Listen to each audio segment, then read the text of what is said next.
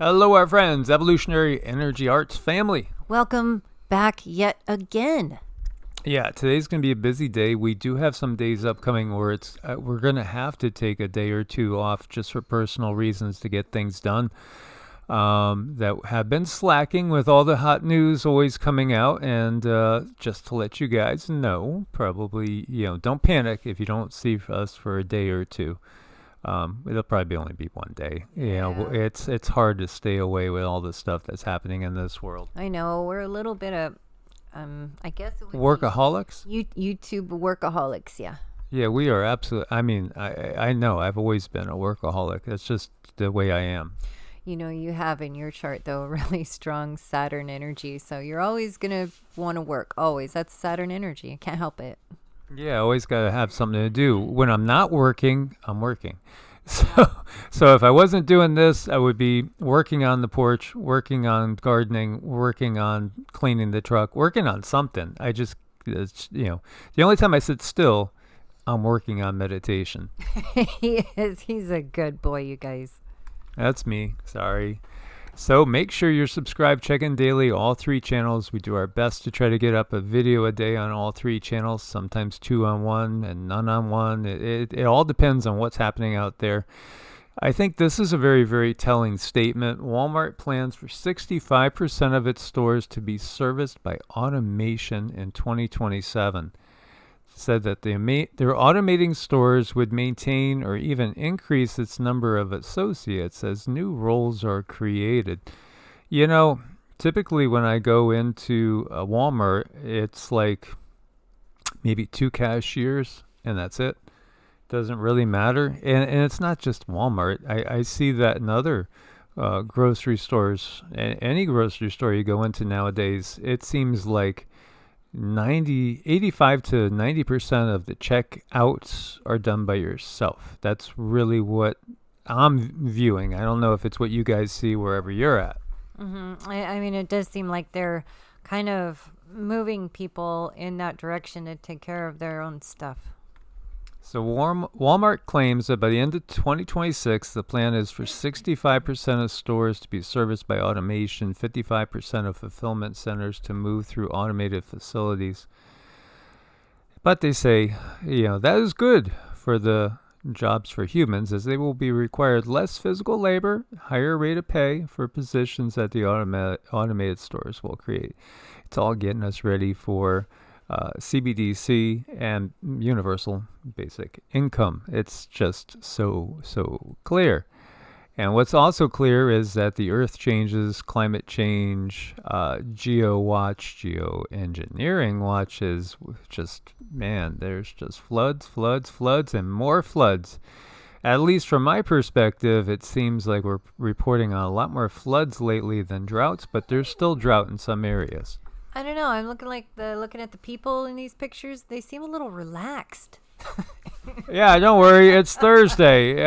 It's Thursday. We get floods in here on Thursdays, guys.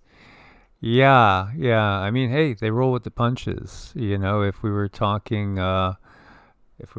Costa Rica, we would be talking, La Pura Vida. It's the good life. It's the chill life. We don't stress about little things like floods washing away homes, houses, and cars. I don't know. Those got to be awfully good margaritas. Maybe they're mojitos. Yes. As we get another view. Boy, that's a busy river in Main Street.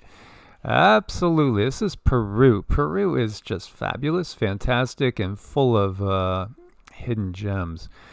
Peru, and I've had friends from Peru that grew up in Peru that would tell me of all the UFO sightings that they would see. They would see UFOs disappearing into mountains, like they all of a sudden could just go into what looks to be a completely solid mountain and disappear.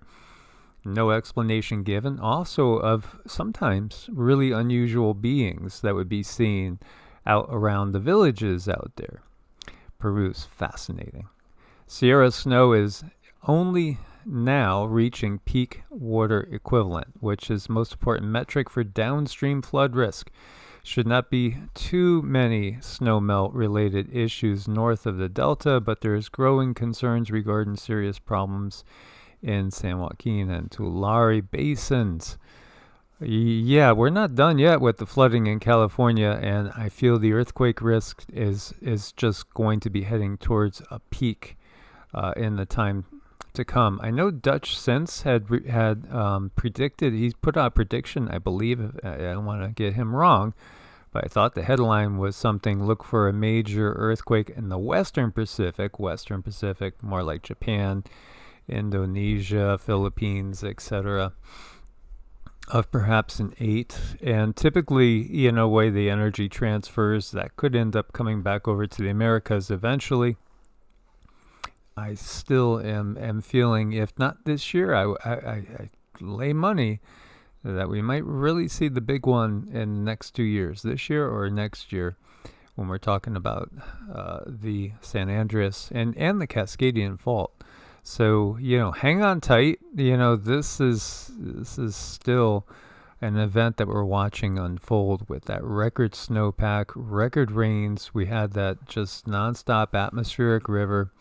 We talked about this historic Tulare Lake that was no more for a long period of time. And after nearly a century, it's back to being a lake. They had actually dammed off the area to basically dry it up and divert water, but now there's been so much runoff that there's a lake again. And again, this is one of your biggest food production zones in the U.S. Yeah, I mean, that seems to be a problem lately. Yeah, it's all about the food ultimately. Well, when you control people, you control them through the food. That's and the economic issues in general. Freezing rain hits Ontario and Quebec, leaving more than 2.5 million people without power. When we're talking April in, say Texas, you could survive without power. Might be uncomfortable, and certainly be very uncomfortable in the height of August and all. But when you're talking Canada and you're talking with the cold temperatures go below freezing, it could be absolutely deadly. And that's again why, me personally, I'd rather sweat than freeze to death. I think so. I'd rather sweat than freeze to death too. Definitely. And Romania's spring cold and snow, ice. Yeah, there's unusual cold snaps. And one thing I've noticed is revisions to. There's been an awful lot of revisions to forecasts, more than I can ever remember. And you might look at something like I was looking at a couple of days that were originally looking like we're going to dip from the 80s down into the 60s, then come back to the 70s and up back into the 80s. And those 60s turned to basically high 40s or around 50, and it just feels much colder than it was, what it should be at this time of year. Iceland's coldest March since 1979. Almost 1 million people lose power. Well, as we said, 2.5. So you're seeing a lot of unusual weather. Again, hard to tell exactly, what is grand solar minimum, what is the geomagnetic reversal, and what is absolutely completely artificial. Again, the skies are not clear every day with natural clouds. They're full of clouds that are not going to be there if there wasn't technology involved. And that's been going on for decades. So how do we know what is real? We don't have any sort of true estimation as to what the weather should even really be at this point in time. No, I mean, they keep it going on and on and on. And you can probably feel like lately what I've been feeling is a lot of pain, that the pain feels artificial, and our bodies we're like walking barometers. So when we have extra aches, extra pains, a headache that just does not feel right, something out of left field, yeah, they're doing something. For those that have been watching us right along, you've probably noticed that the guides are very, very accurate. And again, timelines can change. We can shift things. Nothing is set in stone. Nothing is set in stone. We should keep that in mind. Yet the guides had showed Cindy that come summer of 2024, we would have a lot of volcanic activity going on, perhaps in places that we have not seen it yet. And they were also giving her pictures of warfare going on. So, that is now just basically 14 months away or so, 14, 15 months away. And we do see, and we have been watching a lot of volcanic activity increase. And here you have high-level eruption at Bezimiany volcano, aviation color code raised to red in Russia. As this went up to 40,000 feet. Now, this is not on the equator. Again, when you have a big eruption on the equator, it tends to cool off more than the eruptions that are going on at like 45 or 50 degrees. It's just, not going to have the same effect. As we're watching all these record colds, the volcanoes are definitely one of the things that add to it. And yet here we have a rare April subtropical storm that may be brewing in the Gulf of Mexico next week. That's really weird. That's it's unusual because the water temperature is nowhere near what it needs to be. Now the Gulf of Mexico, it never gets like the North Atlantic. Put it this way: the coldest water in the Gulf of Mexico is right now around Louisiana, Texas, and Mississippi. It's in the 70s. That's not bad.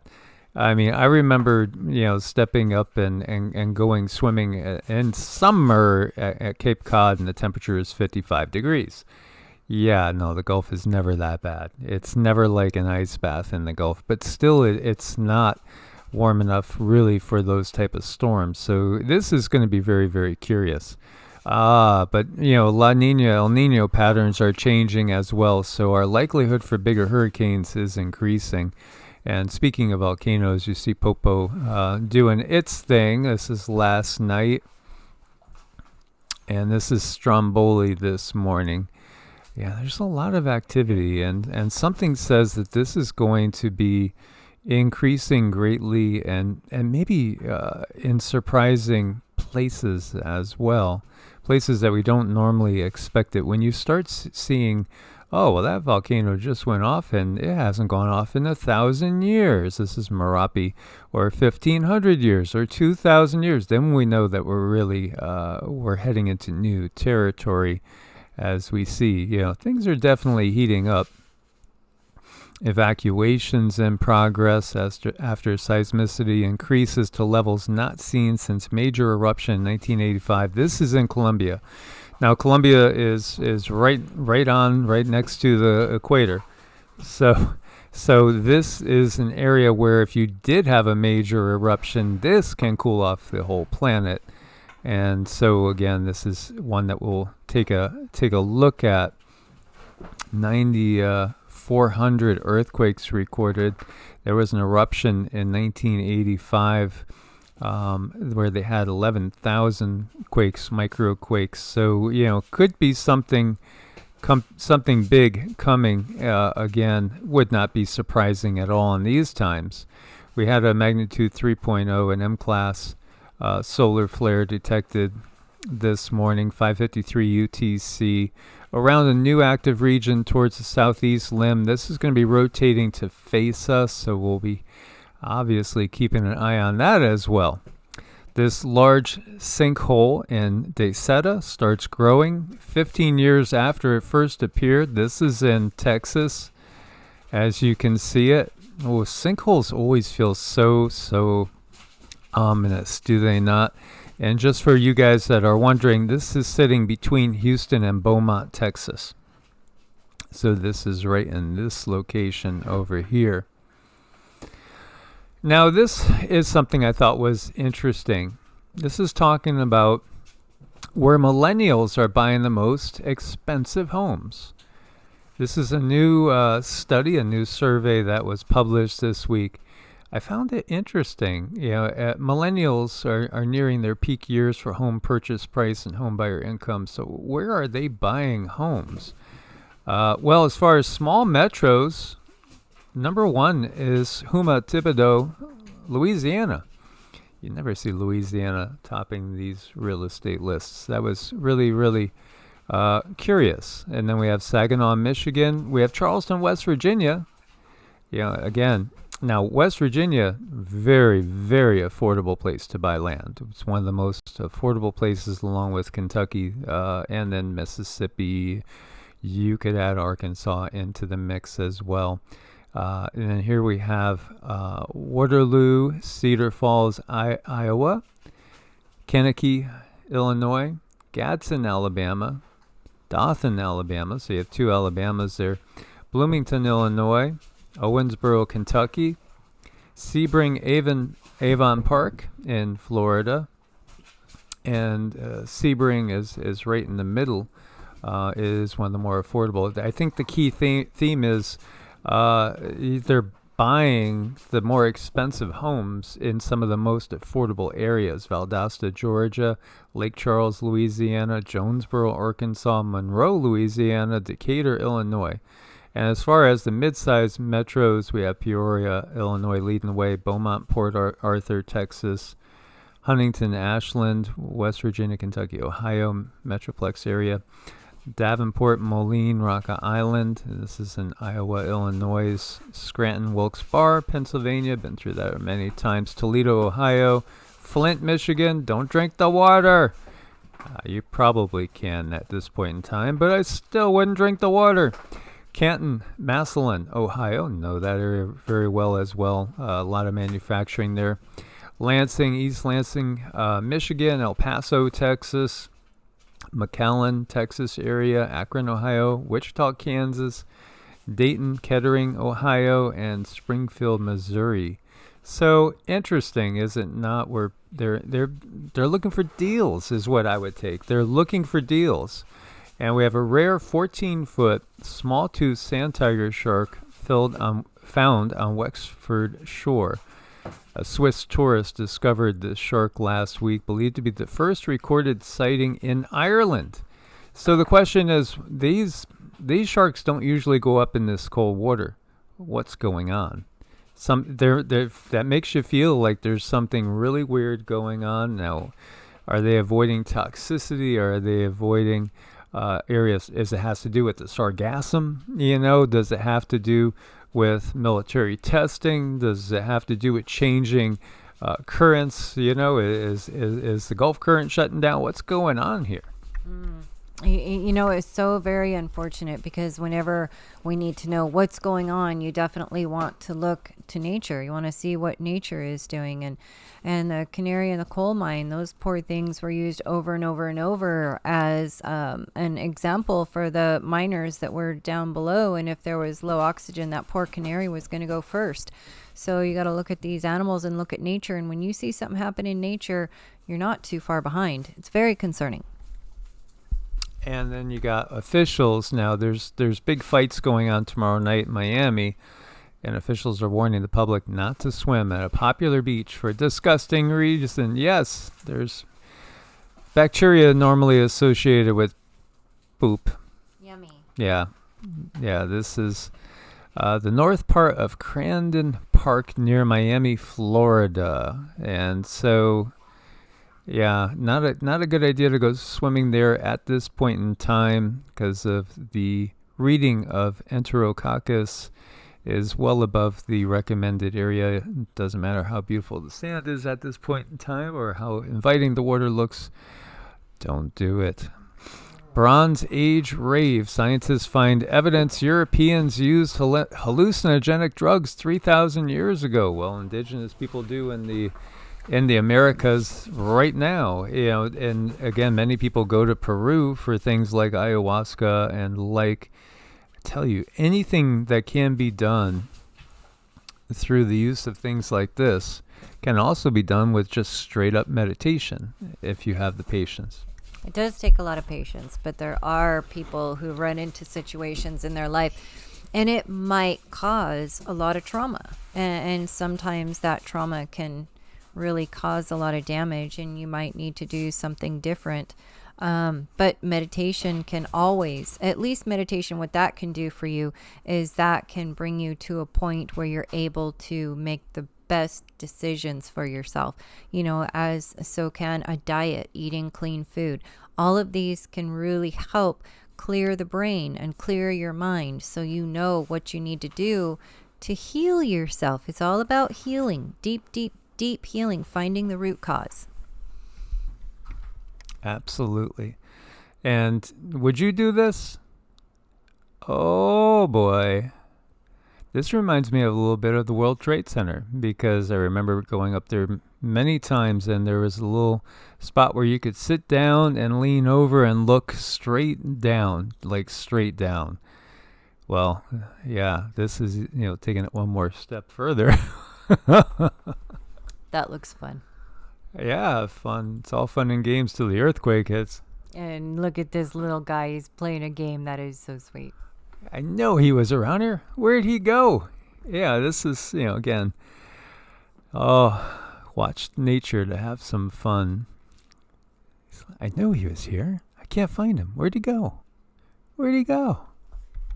You know what I just have to point out? Look at the consciousness here. See, that kitty knows that the puppy does not see him. He knows that he's hiding and he has a good spot. And the puppy is just like any other person or child playing hide and seek. I mean, it's so adorable. So adorable.